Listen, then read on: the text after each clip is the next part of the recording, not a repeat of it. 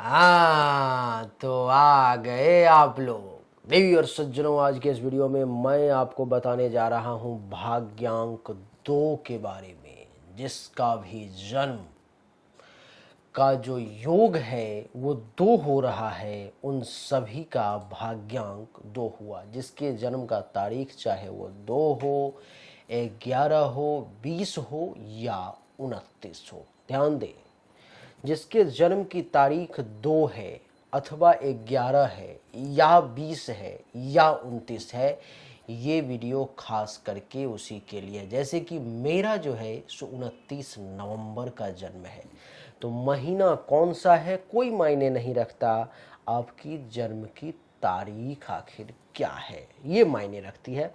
जिसके जन्म का तारीख 2 है अथवा 11 है, 20 है या 29 है, उसके भाग्यांक 2 हुए। अथवा एक दूसरा तरीका ये भी है कि आप अपनी date of birth, date of month और ईयर, यानी कि डेट, मंथ और ईयर, इन तीनों को जोड़ करके जब निकालेंगे और तब जितना आए वो आपका भाग्यांक है। जैसे कि भाग्यांक 2 के बहुत सारे लोग हैं हमारे पास में, बड़ी लंबी लिस्ट है। हमारे वीर शिरोमणि भारत के सिंह महाराणा प्रताप का जन्म भी 27/5/1572 को हुआ था। 27/5/1572।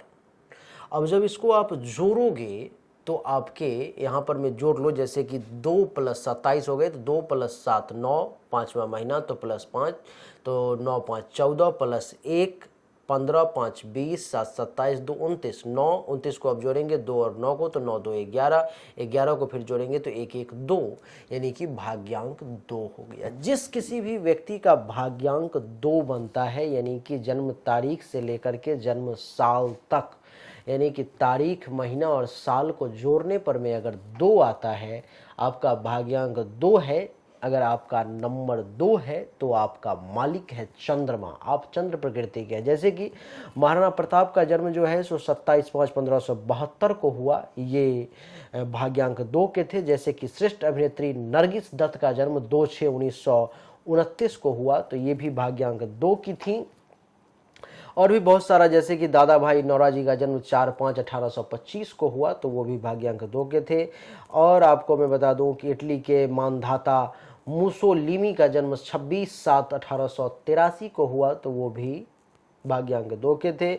संगीत शास्त्री निखिल बनर्जी का जन्म 14/10/1931 को हुआ, वो भी भाग्यांक 2 के ही थे। तो जिस किसी भी व्यक्ति का जन्म भाग्यांक 2 के अंतर्गत आता है, जिसका भी भाग्यांक 2 है, उसके बारे में आज के इस वीडियो में आपको पूरी जानकारी जो है बड़ी डिटेल में देने जा रहा हूं। तो आइए चर्चा को आरंभ करते हैं। हेलो, नमस्कार, आदाब, सलाम, सत श्री अकाल, केम छो, कस्से काय केरो हाल है, केनाची यहाँ सब कई सरवानी, हाउ आर यू, कैसे हैं आप लोग, केमो नाचो मनक्कम खम्भागनी हुकुम केमती अच्छंती की खबोर, नमस्तुभ्यं, राधे राधे। देवी और सज्जनों, जिस किसी भी व्यक्ति का भाग्यांक 2 है, उसको समझ लें कि उसका मालिक है चंद्रमा, उसकी प्रवृत्ति है चंद्रमा वाली। मैं पहले कुछ खास बात बताता हूं, फिर इनके बारे में नकारात्मक बातें बताऊंगा। खास बात यह है भाग्यांक 2 वालों की कि ये विवेकी होते हैं, इनके पास बुद्धि विवेक बहुत बढ़िया होता है, विनयी होते हैं, विनम्र होते हैं। आपको मैं बता दूं कि सौजन्यशील होते हैं, भावनाशील होते हैं, संवेदनशील होते हैं, कल्पनाशील होते हैं, रोमांचक भी होते हैं। और आपको बता दूं कि इनके अंदर ग्रहणशीलता होती है, चीज़ों को सीखने की, लेने की क्षमता होती है, सहनशील होते हैं, प्रेमी, मायावी, सहानुभूति वाले, दूसरों के लिए मान और स्वभाव वाले, मोहक और आकर्षक व्यक्तित्व वाले 2 नंबर के लोग, भाग्यांक 2 जिनका है वो होते हैं। परिस्थिति के अनुकूल बनाने, परिस्थिति को अपने अनुकूल बनाने की शक्ति रखने वाले, और कलेश, वाद विवाद, लड़ाई झगड़े से दूर रहने वाले, शांति तथा समाधान के इच्छुक तथा सेवाभावी ये लोग होते हैं। आपको बता दूं कि वे सहकार की भावना वाले, सामान्य सूझबूझ वाले और अच्छे मित्र रखने वाले ये लोग होते हैं। इनके पास मित्रों की संख्या अच्छी होती है। ये कुछ अच्छी बातें थी नंबर 2 के बारे में। कुछ बुरी बातें, निगेटिव बातें जैसे कि बताऊं तो इनमें आत्मविश्वास का कमी होता है। आपको बता दूं कि कदर थोड़ा सा ये लोगों का कम करते हैं और अत्यधिक भावनाशील होते हैं, आवेशशील बहुत ज़्यादा होते हैं। काम करने के प्रति जो चाहिए एक्टिवनेस उसमें कमी होती है, यानी कि निष्क्रियता ज़्यादा होती है, उदासीनता ज़्यादा है, चिड़चिड़ा स्वभाव इनका होता है। और आपकी जानकारी के लिए बता दूं कि ये जो है सो रीसेल, यानी कि रीसेल का अर्थ है देवी और सज्जनों कि चीज़ों को, एक चीज़ अगर एक कहीं से खरीदा तो दूसरी जगह उसको बेचने में ज़्यादा ये जो है सो ध्यान देते हैं। अनिश्चित होते हैं, कब क्या करेंगे सोचना मुश्किल है। अस्थिर होते हैं, कार्य क्षेत्र में दक्ष होते हैं, लेकिन निराशावादी भी होते हैं। आपको बता दूं कि इनके महत्वाकांक्षाओं का अभाव होता है इनमें, और बहुत जल्द आग बबूला हो जाते हैं। जासूसी ज़्यादा करते हैं ये लोग, थोड़े से घमंडी और झूठे भी होते हैं। और आपको बता दूं कि लड़ाई झगड़ा वाद विवाद से दूर रहना चाहते हैं ये, जिसके कारण से समस्या का समाधान नहीं निकल पाता है। ये कुछ अवगुण हैं जो नंबर 2 के लोगों में रहता है, यानी कि जिसका भी भाग्यांक 2 है। अब कुछ ऐसी चीजें बताता हूं जिससे कि इनके स्वास्थ्य से जुड़ा हुआ हो, हेल्थ वाइज रोग कौन कौन से परेशान कर सकते हैं। ये जो है सो चिंता करने वाले तथा चंचल और निर्मल मन के होते हैं। वे प्रतिकूल परिस्थितियों में भी जल्दी से शोकातुर और निराश बनते होने से बार बार मानसिक तौर पर में परेशान हो जाते हैं, मानसिक तौर पर में कमज़ोर होते हैं। नंबर 2 वालों को हिस्टीरिया की बीमारी भी ज़्यादा परेशान करती है। खून के नीचे का दबाव यानी कि लो बीपी की समस्या इनको परेशान ज़्यादा करती है जीवन में। अपच, गैस, कब्ज आदि की समस्या इनको ज़्यादा परेशान करती है, जिसके कारण से गर्भाशय से संबंधित भी महिलाओं को परेशानी रहती है। ये जो है सो संक्रामक, चपी और मनोशारीरिक रोग का जल्दी से जल्दी बागी बन जाते हैं, मेंटली तौर पर जल्दी डिस्टर्ब हो जाते हैं, तो उस पर थोड़ा ध्यान देना होगा।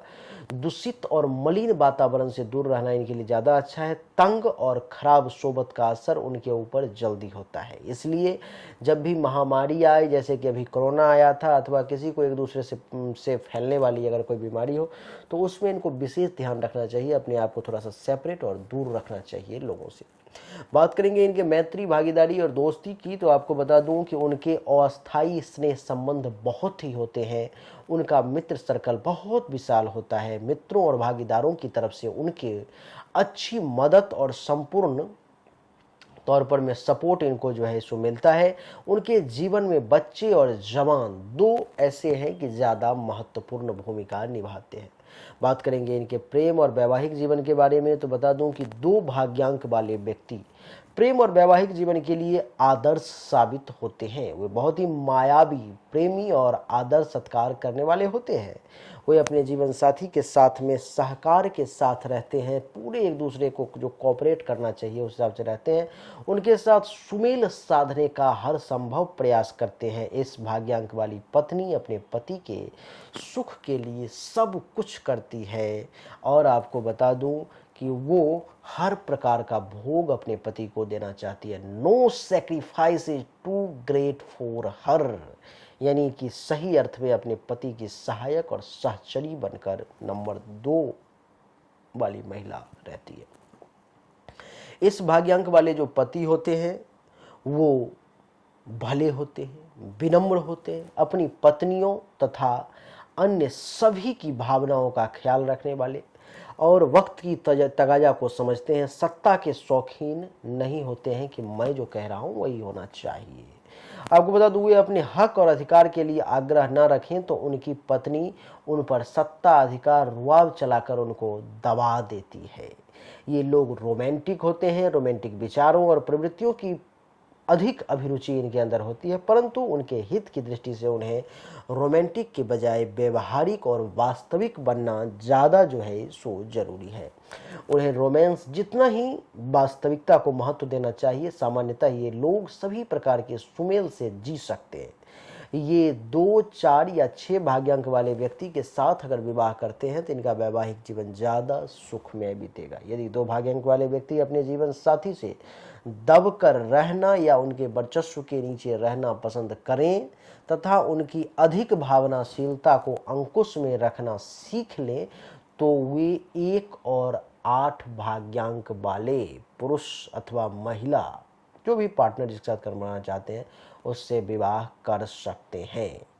आपको बता दूं कि इस समय में जो है सो इस भाग्यांक वाले लोग उनसे अधिक रुआबदार, चिताकर्षक व्यक्तित्व वाले 3 और 5 भाग्यांक वाले लोगों के साथ में प्रेम में पड़ते हैं और बहुत ही संवादी तरीके से उनके साथ वैवाहिक जीवन गुजारते हैं। बहुत ही दूर और स्वतंत्र, जैसे कि 7 और 9 भाग्यांक वाले लोगों के साथ में उनका वैवाहिक जीवन दुखी बन जाता है। इसलिए 7 और 9 भाग्यांक वाले लोगों से कभी विवाह नहीं करना चाहिए। परंतु यदि दोनों जीवन साथी असाधारण धैर्य रखें तो उनका वैवाहिक जीवन सफल हो सकता है। बिजनेस व्यवसाय की अगर बात करें भाग्यांक 2 वालों का, तो मैं आपको बता दूं कि इनमें कल्पना शक्ति और सृजनात्मक शक्ति होने के बावजूद अकेले स्वतंत्र रूप से काम नहीं कर पाते। ये नेता नहीं, अनुयायी, मालिक या सेठ नहीं, परंतु कर्मचारी या नौकर बनकर के ज़्यादा अच्छा काम कर सकते हैं। उनकी शक्ति स्पर्धा में नहीं परंतु सहकारी में होती है, सहकार में होता है, जिससे सहकार, सूझ, सहानुभूति, प्रेम, मैत्री, करुणा, नम्रता, विवेक जैसे गुणों की आवश्यकता पड़ती है। उन धंधों में वे अच्छी तरह से काम कर सकते हैं। आपको बता दूं कि ये सहायक कर्मचारी के रूप में विशेष तौर पर विश्वसनीय, वफादार, ईमानदार, प्रामाणिक और कर्तव्यनिष्ठ कहलाते हैं। नंबर 2 वाले लोग जो हैं सो आज्ञाओं का पालन, अनिच्छा या आनाकानी के बिना तथा व्यवस्थित और ध्यानपूर्वक काम करने में ज़्यादा ध्यान देते हैं। वे बढ़ती के लिए मांग करने में क्षोभ अनुभव करते हैं और इसलिए वे जल्दी से प्रगति या विकास नहीं कर सकते। मालिक या सेठ अधिकारी के रूप में भले वो नहीं बन सकते, उनको उसमें ज़्यादा चिंता, ज़्यादा डर जो है इसको परेशान करता है। वे नौकर या कर्मचारी से आज्ञा पालन करवाकर कठोरता से काम करवाने में इनको अच्छा नहीं लगता। इसलिए आलसी, कामचोर व्यक्ति उनके भोलेपन का लाभ उठा लेते हैं। लोगों के सीधे संपर्क में रहना हो, ऐसे व्यवसायों में वे अच्छी सफलता प्राप्त कर सकते हैं। यानी कि डायरेक्ट मेरा आपका B2B जो है अगर है, या B2C अगर है आपका, यानी कि मेरा और आपका डायरेक्ट संपर्क अगर बनता है तो काम ज़्यादा बढ़िया हो सकता है। इसके उपरांत बता दूं कि पानी प्रवाही, समुद्र प्रवास, मुसाफिर स्त्रियों के सुशोभन और अन्य रसोई बनाने के काम में ये सिद्धि हासिल करते हैं। इसलिए ये लोग नीचे के व्यवसायों या धंधों में कुशल साबित होते हैं।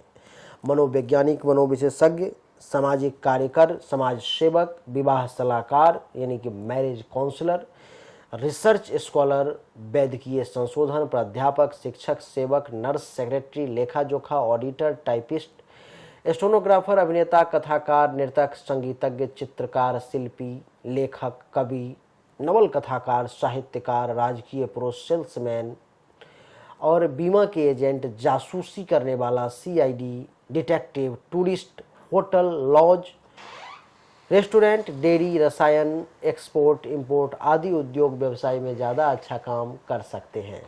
सरकारी नौकरी में कलेक्टर के रूप में ये बहुत बढ़िया नंबर 2 वाले काम कर सकते हैं। ब्यूटी पार्लर का काम बहुत बढ़िया कर सकते हैं। बेकरी, कैटरिंग वगैरह का काम कर सकते हैं। तेल, घी, केरोसिन, पेट्रोल, दवाएं, कागज, किराना, स्टेशनरी, कटलरी आदि की दुकान तथा सहकारी स्टोर और उद्योग व्यवसाय भी बहुत अच्छे तरीके से नंबर 2 वाले लोग चला सकते हैं। आर्थिक विषय की अगर बात करें तो वे अपने तथा अन्य व्यक्तियों के पैसे का व्यवहार और लेन देन अच्छी तरह से कर सकते हैं। वे कर्ज करते हैं, वे पैसों की बचत कर सकते हैं और बचाई गई रकम को वे loan, share market, saving bank, fixed deposit, सरकारी जमीन गिरी इत्यादि में लगा सकते हैं। वे सट्टे तथा जुए से दूर रहें तो ज़्यादा बढ़िया है। कोमल हृदय और उदार स्वभाव के कारण ये जरूरतमंद मित्र और संबंधियों को पैसे दे देते हैं, परंतु कलेश, लड़ाई आदि प्रति अनिच्छा होने से कड़ाई से वो पैसा वापस नहीं मांग पाते, जिसके कारण से कई बार उनके जो इच्छित रकम है वो डूब जाते हैं। देवी और सज्जनों,